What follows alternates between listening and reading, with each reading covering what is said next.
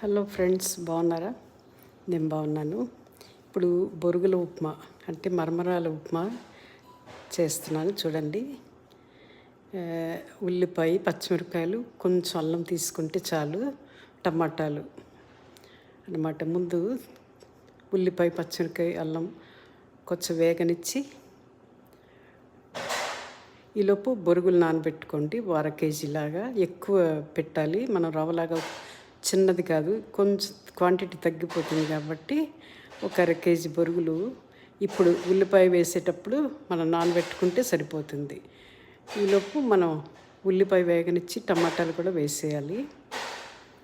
వేసి కొంచెం వేగనిచ్చాలి. బాగా వేగాక ఇది చాలా స్పీడ్గా అయిపోతుంది బొరుగుల ఉప్మా. గబుక్కని ఆకలేసినప్పుడు గబుక్కని కూడా చేసుకు తినేయచ్చు. 5 minutesలో అయిపోతుంది. ఇప్పుడు సాల్ట్, పసుపు వేసి తిప్పాలి. కొంచెం కలిగి పెట్టాలి బాగా. బొరుగుల్ని బాగా కడిగేసి కొంచెం ఎక్కువ పెద్ద బౌల్ తీసుకోండి. నీళ్ళు ఎక్కువ పెట్టుకొని బొరుగులు దాంట్లో నానబెట్టుకోండి. కొంచెం టైం నానితే సరిపోతుంది. మరీ ఎక్కువ నానిపోతే మెత్తబడిపోతుంది అన్నమాట. ఇలా వేగిందే ఇంకా బొరుగులు వేసేయచ్చు మనం. కొంచెం గట్టిగా పిండి ఇట్లా బొరుగులు వేసేసేయండి. మరీ మెత్తగా కాకుండా మరీ కరకరలాడకుండా కొంచెం అన్నమాట. చాలా బాగుంటుందండి టేస్టు. టమాటా వేస్తే అదొక రుచి బాగుంటుంది, డిఫరెంట్ రుచి.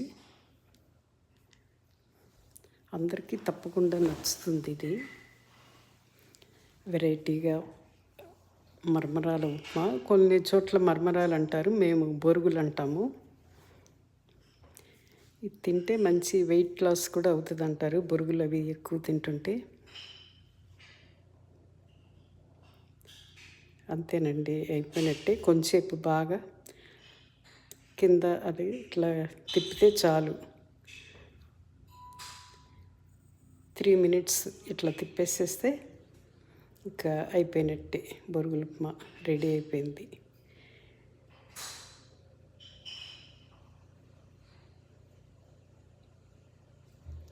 మీకు బాగా నచ్చుద్ది అనుకుంటున్నా. ట్రై చేయండి. Okay, bye.